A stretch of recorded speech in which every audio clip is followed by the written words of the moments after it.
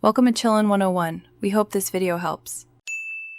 You begin by inserting the glue compressor on your group or stereo bus. This makes it affect the mix cohesively. Once done, set the input so program material averages near -6 dB to -3 dB. This gives headroom for transparent gain reduction. Make sure to enable the high-pass sidechain around 60 to 120 Hz if low-end pumping is a problem. These steps lock the signal level and prepare the detector to respond musically, not just to sub-bass energy. You now shape dynamics. Drop the threshold until you see roughly 1 to 4 dB of gain reduction on louder transients so the bus breathes, not chokes.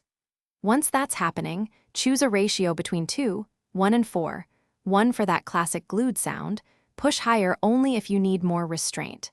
Set a tack between 5 and 20 milliseconds so transients retain clarity, and pick a release from 0.2 to 1 second. Synchronize to tempo if you want more musical pumping. You finish by matching loudness. Use makeup gain so the compressed signal equals the bypass level, then a slash be compared to confirm improvement.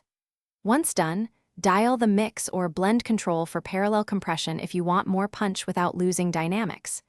If you hear unwanted pumping, make sure to shorten the release or raise the sidechain high-pass frequency to remove low-frequency triggers.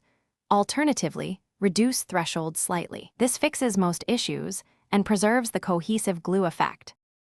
Thanks for watching. Consider subscribing if we helped you.